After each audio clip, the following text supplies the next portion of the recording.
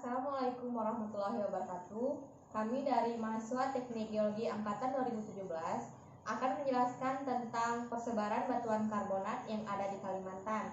Dan anggota kelompok kami yaitu saya sendiri bernama Nuria Kara Iskandar dengan NIM F1D217015 dan teman saya Nama saya Paterno Bahon NIM F1D217014.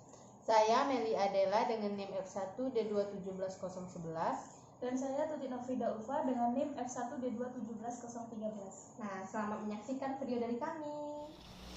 Baiklah, di sini saya akan menjelaskan mengenai bentukan tektonik secara keseluruhan dari Pulau Kalimantan.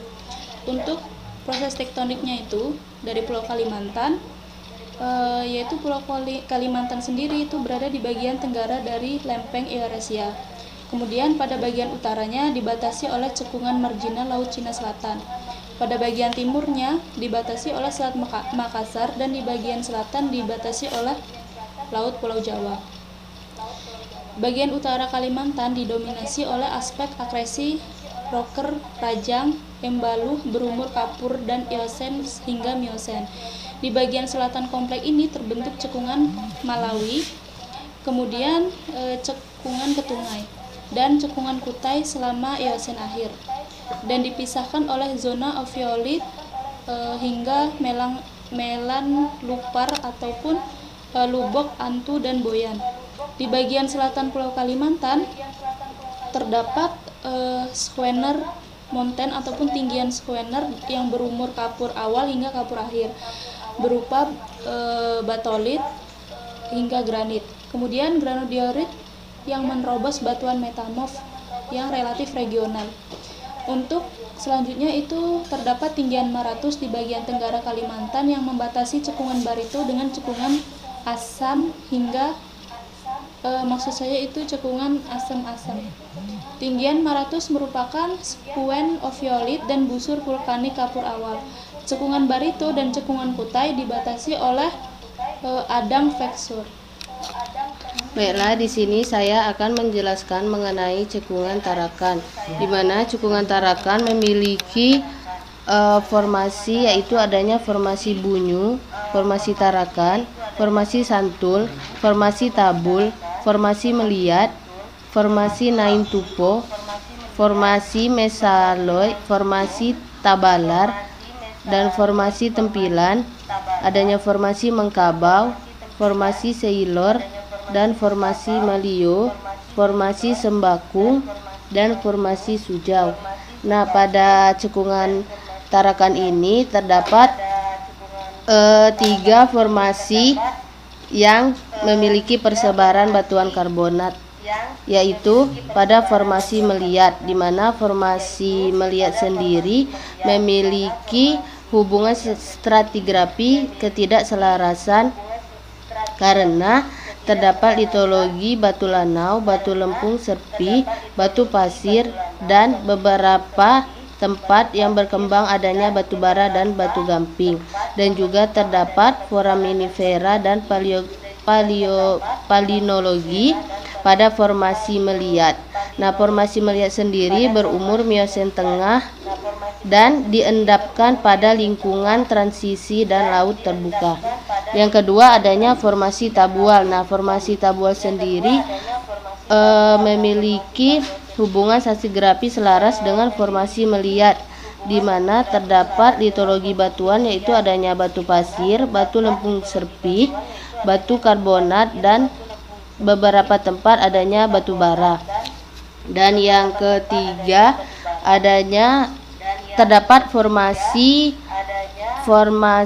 Malio, di mana formasi Malio ini berumur Eosen tengah yang terdapat batu lempung berfosil, karbon yang mengandung mika, dan formasi ini memiliki sekuen yang sangat kompak dan terlipat dan tersesarkan. Nah, itulah formasi-formasi yang terdapat sebaran batuan karbonat pada cekungan Tarakan. Baiklah, saya akan melanjutkan penjelasan dan menjelaskan tentang stratigrafi regional cekungan Barito. Nah, cekungan Barito sendiri memiliki formasi pembawa batu bara. Adapun urutan stratigrafi formasi cekungan Barito berdasarkan waktu terbentuknya adalah yang pertama yaitu formasi Tanjung. Ini merupakan formasi yang paling tua yang ada di daerah penambangan yang berumur Eosen, yang diendapkan pada lingkungan Paralis hingga Neritik dan dengan ketebalan 900 sampai 1100 meter. Terdiri dari atas ke bawah yaitu batu lumpur, batu lanau, batu pasir, sisipan batu bara yang kurang berarti dan konglomerat sebagai komponen utama. Hubungannya tidak selaras dengan batu pratersier. Dan yang formasi kedua yaitu formasi Berai. Formasi ini diendapkan pada lingkungan Lagon hingga Neritik tengah dengan ketebalan 107 sampai dengan 1300 meter. Berumur Oligosen bawah sampai Meosen awal. Hubungannya selaras dengan formasi Tanjung yang terletak di bawahnya. Formasi ini terdiri dari pengendapan laut dangkal di bagian bawah, batu gamping, dan napal di bagian atas. Nah, yang formasi ketiga yaitu formasi Warukin. Formasi Warukin ini diendapkan pada lingkungan Neritik dalam hingga deltaic dengan ketebalan 1000 sampai 2400 meter dan merupakan formasi yang paling produktif yang berumur Miosen tengah sampai Pleistosen bawah. Pada formasi ini terdapat tiga lapisan paling dominan, yaitu yang pertama batu lempung dengan ketebalan kurang lebih 100 meter, dan yang lapisan kedua yaitu batu lumpur dengan batu pasir dengan ketebalan 600 sampai 900 meter, dengan bagian atas terdapat deposit batu bara sepanjang 10 meter, dan lapisan ketiga yaitu lapisan batu bara dengan tebal cadangan 20 sampai 50 meter, yang pada bagian bawah lapisannya itu terdiri dari pelapisan pasir dan batu pasir yang tidak kompak, dan lapisan bagian atasnya yang berupa lempung dan batu lempung dengan ketebalan 150 sampai 850 meter. Nah, formasi Warukin ini hubungannya selaras dengan formasi Berai yang ada di bawahnya. Dan formasi yang keempat yaitu formasi Dohor. Formasi ini diendapkan pada lingkungan litoral hingga supralitoral yang berumur Miosen sampai Pliopleistosen dengan ketebalan 450 sampai 840 meter. Formasi ini hubungannya tidak selaras dengan ketiga formasi di bawahnya dan tidak selaras dengan endapan aluvial yang ada di atasnya. Formasi ini terdiri dari perselingan batuan konglomerat dan batu pasir yang tidak kompak. Pada formasi ini juga ditemukan batu lempung lunak, lignit, dan limonit. Dan formasi yang kelima atau yang terakhir yaitu endapan aluvial, merupakan kelompok batuan yang paling muda yang tersusun oleh kerikil, pasir, lanau, lempung, dan lumpur yang tersebar di morfologi daratan dan sepanjang aliran sungai. Nah, dari yang kelima formasi yang telah saya jelaskan tadi, hanya satu yang termasuk formasi yang ada batuan karbonatnya, yaitu formasi Berai. Untuk penjelasan selanjutnya, saya akan menjelaskan sebaran karbonat di Pulau Kalimantan. Untuk sebaran karbonat yang pertama yaitu untuk Kalimantan bagian timur. Adapun nama-nama formasi yang terdapat batuan karbonat yaitu formasi Lebak, formasi Malawi, formasi Domaring, formasi Manumbat, formasi Golok, formasi Tabalat, formasi Tanjung, formasi Kedango, formasi Palau Balang, ada intrusi Atan, kemudian formasi Kampung Baru, formasi Pamaluan, ada limestone Jangkan atau batu gamping Jangkan.